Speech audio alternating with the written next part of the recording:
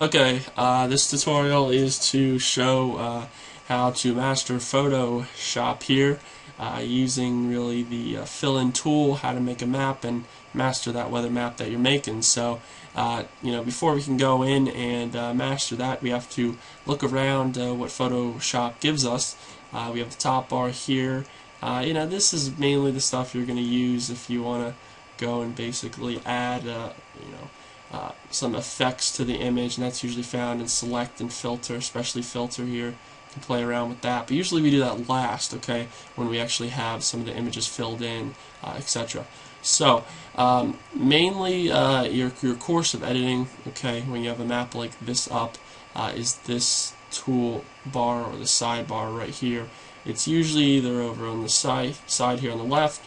I like to put it on the right here where it is with all of the rest of the editing stuff, which is on that right side and the bottom right as well. So some of the icons here I'll explain through the video, and then of course I'll actually explain some of the other stuff we have here along with it. On the bottom right, this is very important, this is your layers. As you can see, that the layer 0 indicates your map. Okay, you don't really want to write over that layer 0.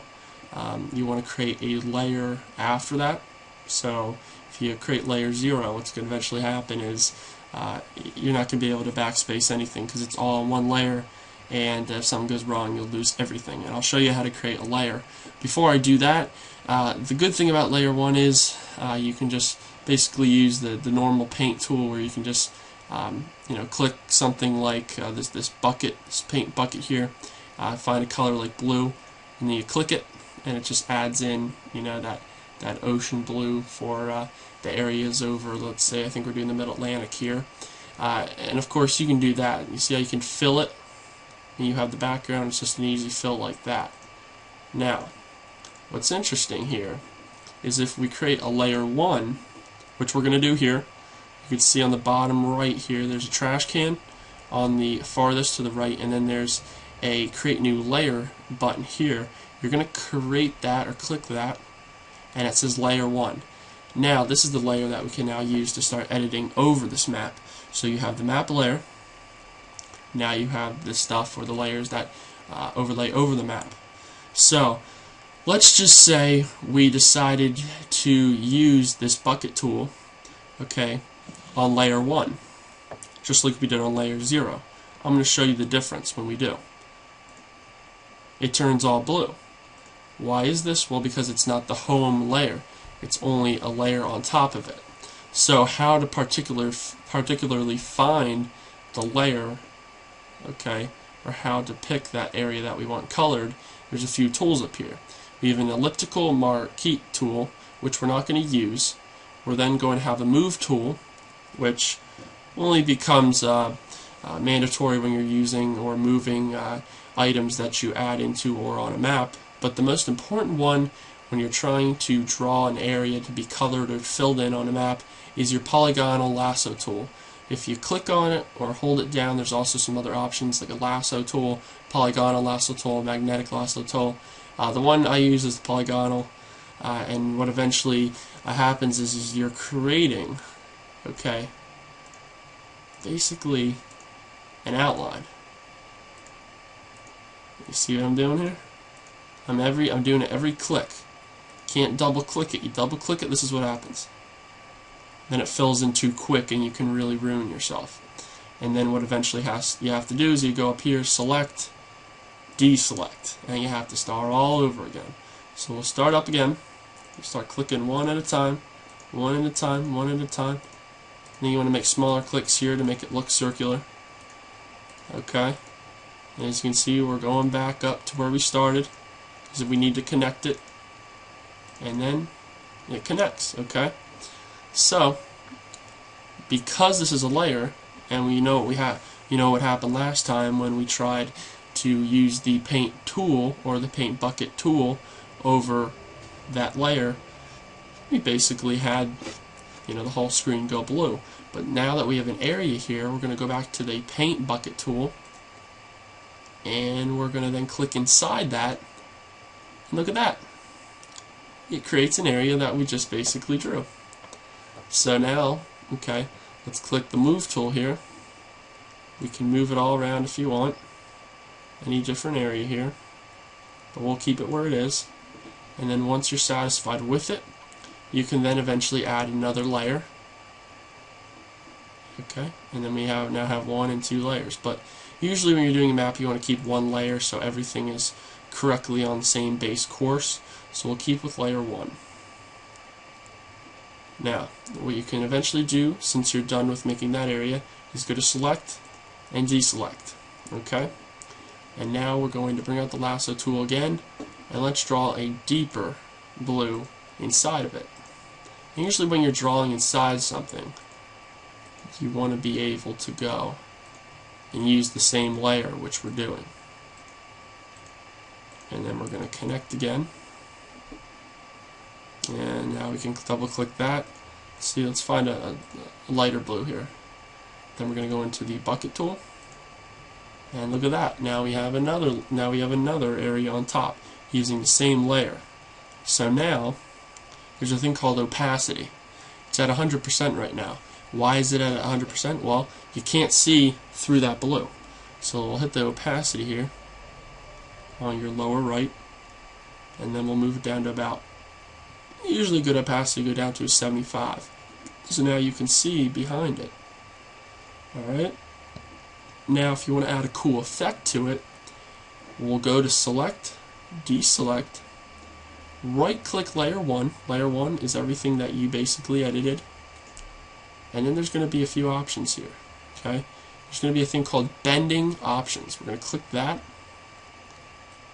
Okay? And then there's some cool, really neat options. You can drop shadow. You can do an inner shadow. You can see there's a little bit of a change there. You can do an outer glow, which is really neat. An inner glow. Or a bevel and emboss. Sometimes you can even combine them to make it really neat. So you can play around and make it as professional as you want. So it's pretty neat. So we did what we did here, leveling in emboss and inner glow, and we added some effect to it, if you will. So that is basically the simple way to draw an area with the lasso tool, use that bucket tool to then fill in whatever color you want. You can then keep the layer and then eventually go and add another color on top of that. Now, there's a few tips that I want to give you here. You want to make your map more professional, then let's start with another layer here. When you do the lasso tool, try to go around these water areas. Okay, and we're drawing that single click with the lasso tool here. See what I did is I double clicked it. That's an area you got to watch out for when you click too quick. So you go through here and you're going through the land. Alright, and then we'll come back up, and then we're going to go and we're going to fill it. See, what's neat about that is that you do it basically around the edges of the water masses. That way it looks more professional. It looks like you did your map only on land. It's not all outside of the edges. I'm a particular person, so it's going to look like that. But you see how it still kind of looks a little off the chart there?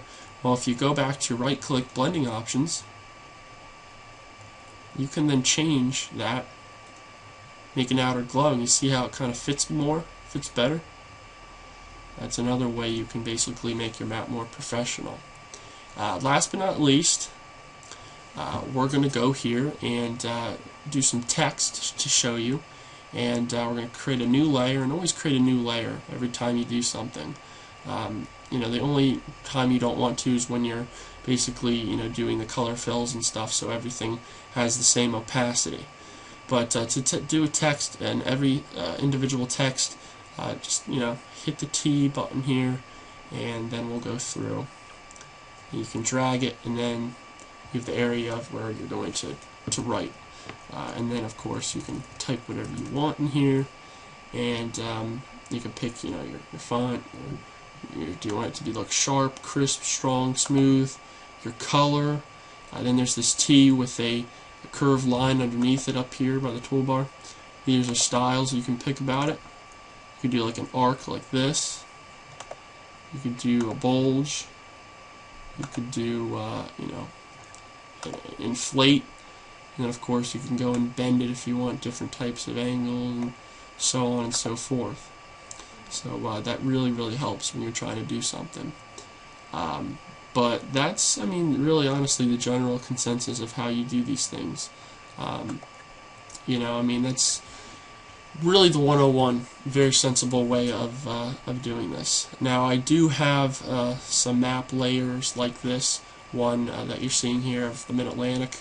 I can definitely get you your area too. Just let me know what you want covered and I can go in and get you that. So that won't be a problem. But I would say definitely watch the video and you know, take a look, play around with it. You know, I gave you the 101 about it, but there's a lot of things you can definitely add to it. But I would definitely say, you know, draw a little bit, get used to it, and you'll be able to master it, like, you know, some people can.